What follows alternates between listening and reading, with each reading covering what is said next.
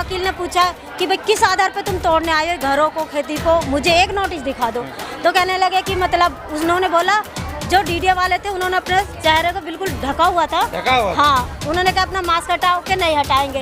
कह रहे हमें बताओ कि किस कारण आए हो आप, हमें नोटिस दिखाओ। उन्होंने कहा उसके पास जाओ।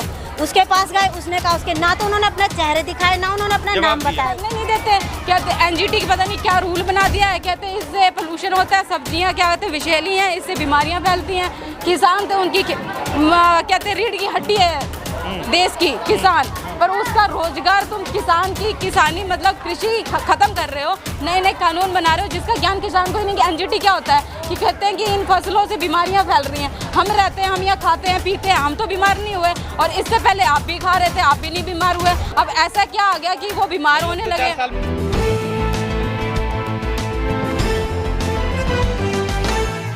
यहाँ पे सरकार आती है, मतलब कि उन्हें दिख रहा है कि अब यह हाईवे, यहाँ पे जो हाईवे पहले नहीं था, हाईवे लिया इन लोगों ने। पहले हमसे सिर्फ हाईवे के लिए जगह मांगी थी कि आप ये जगह हमें हाईवे के लिए दे दो, तो उसके बाद हम आपकी जगह को नहीं छेड़ेंगे।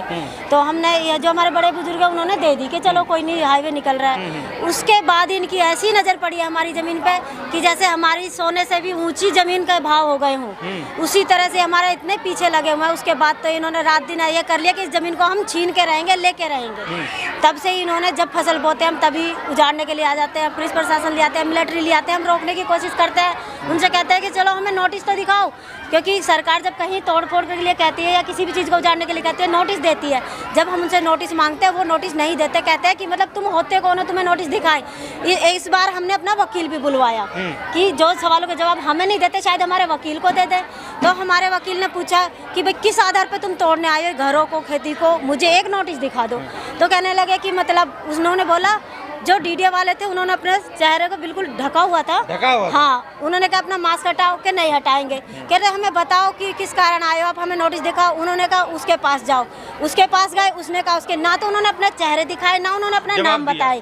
तो जवाब भी नहीं दिया? जी नहीं, बिल्कुल जवाब नहीं दिया। एक दूसरे की तरफ उंगली करते रहे और उन्होंने बिल्कुल कोई नाम नहीं बताया, कोई नोटिस नहीं दिखाया और ना मास्क हटाया। तो वो चोर हम मेरी नज़र में तो पूरे पक्के चोर है, इलीगल वो हैं जो इस तरीके से आके और हम गरीबों को बिल्कुल हटाने की कोशिश करते हैं, जो किसान हैं कुचलने की। हाँ, बिल्कुल कुचलने की कोशिश कर रहे हैं और कर रहे हैं, बिल्कुल तोड़ दिया है, सब कुछ तहस नहस कर दिया है। तो अब इसमें क्या करेंगी आप जिस तरीके से? अब हम अपनी लड़ाई खुद लड़ेंगे। अब हम किसी सरकार से किसी से भी ये नहीं सोचते कि हमारी कोई मदद करे। अब हम बिल्कुल खुद डट के लड़ेंगे, हम इस धरने को चलाएंगे, बिल्कुल बैठे रहेंगे जब तक हमारी मांगे पूरी नहीं होंगी। हम अब यहीं डट के खड़े रहेंगे। क्या लग रहा है आपको, कैसे देख रहे हैं चीज़ों को? सर देखिए ना, हम जब से छोटे थे, जब एक बार जब झुग्गी टूटी थी, पहली बार जब मेरे सामने टूटी थी तो सन 2004 में टूटी थी। तो उसके बाद से जैसे क्या कहते हैं थोड़े थोड़े दिनों बाद अब फिर हम खुले में आ जाते हैं। खुले में रोटी बनाना, खुले में नहाना धोना करना, थोड़ी बहुत आड़ कर लेते हैं। बहुत बेबसी सी महसूस होती थी, ऐसा लगता था कि हम जानवर से भी बदतर ज़िंदगी जी रहे हैं। जैसे साल 6 महीने बीते, अगर हम टूटे फूटे घर बना भी लेते हैं वो फिर बुलडोजर लेके आ जाते हैं। हम चिल्लाते रहते, बोलते रहते, मगर वो कोई हमारी बात नहीं सुनते।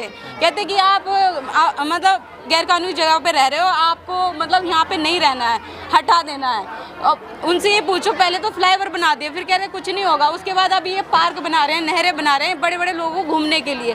क्या हम उस लायक भी नहीं है कि हमें घर दिया जाए? उन बड़े लोगों के लिए पार्क की सुविधा दे रहे हैं, पार्क बना रहे हैं, पर हमारी कोई सुनवाई नहीं हो रही है। यहाँ पे छोटे छोटे बच्चे हैं, स्कूल दूर होने की वजह से वो अनपढ़ से रह जाते हैं। जब तक वो बड़े होते हैं फिर कहते हैं कि हमारी क्लास में हमसे ज़्यादा मतलब छोटे बच्चे हैं और हम एज में बड़े हैं, तो वो 7वीं 8वीं करके फिर घर बैठ जाते हैं, फिर मजदूरी करते हैं, खेती करने नहीं देते। कहते एनजीटी की पता नहीं क्या रूल बना दिया है, कहते हैं इससे पोल्यूशन होता है, सब्जियां क्या कहते हैं विषैली हैं, इससे बीमारियां फैलती हैं। किसान थे उनकी कहते हैं रीढ़ की हड्डी है देश की किसान, पर उसका रोजगार तुम किसान की किसानी मतलब कृषि खत्म कर रहे हो। नए नए कानून बना रहे हो जिसका ज्ञान किसान को ही नहीं। कि एनजीटी क्या होता है कि कहते हैं कि इन फसलों से बीमारियां फैल रही हैं। हम रहते हैं, हम यहाँ खाते हैं पीते हैं, हम तो बीमार नहीं हुए, और इससे पहले आप भी खा रहे थे, आप भी नहीं बीमार हुए। अब ऐसा क्या आ गया कि वो बीमार होने लगे? 4 साल में बीमार होने लगे। कहते हैं कि अगर रहना है तो फूल किसको बेचे, कहाँ बेचे? क्या उससे बेचने से पेट भर जाएगा, पल जाएगा क्या? नहीं, फूल भी करके देख लिए पर कोई फायदा नहीं हुआ। किसानों ने चलो कहा चलो हम फूलों की खेती कर लेंगे, फूलों की खेती की, उस कुछ नहीं हुआ। ये खड़ी खेती में कहते हैं कि 70% देश की आबादी कृषि पर ही निर्भर है और देश का जो क्या कहते हैं आय आती है वो भी कृषि से आती है, पर उसकी ये खुद ही कीमत नहीं समझ रहे। खड़ी फसल पे बिल्डो उसको क्या उसमें पालने में बड़ी करने में पैसा नहीं लगता, मेहनत नहीं लगती, इनको इतनी शर्म नहीं आती कि खड़ी फसल पे बिल्डोजर चला जाते हैं। गेहूँ खड़े थे वो ऐसे तहस नहस कर जाते हैं जैसे कि मतलब कुछ भी नहीं है, घास कूड़ा है, पर उसके उनसे पूछो, किसान से पूछो, उसकी तो पूंजी है ना, वो दिनों रात उसमें मेहनत कर रहा है। एक एनजीटी कानून बना दिया कि ये फसल जहरीली है, कोई नहीं खाएगा, इसको मत उगाओ यहाँ पे, मतलब हमको हटाने के सारे मुद्दे बना रहे हैं। तो क्या लग रहा है लास्ट ऑप्शन क्या है आप लोगों के पास? लड़ना है या जाना है? नहीं लड़ेंगे, जरूर लड़ेंगे, लड़ते रहेंगे, जब तक नहीं सुनेंगे तब तक लड़ेंगे। हमको अपना हक चाहिए, हक लेके छोड़ेंगे, लेते रहेंगे और हम किसान हैं और किसान रहेगा, लड़ते रहेंगे। तो अब एक बात बताइए, ये सरकार जो कह रही है कि हम खाली करना पड़ेगा, तो बेटी बचाओ बेटी का जो नारा था सरकार का, उस पर क्या? इतने कानून हैं, इतनी सुविधाएं हैं, रोजगार जो क्या कहते हैं बेरोजगारी भत्ता है, इतनी बड़ी बड़ी योजना, बीए कर रखा है, एमए कर रखा है, सिविल की तैयारी फिर भी हटा रहे हैं आप। फिर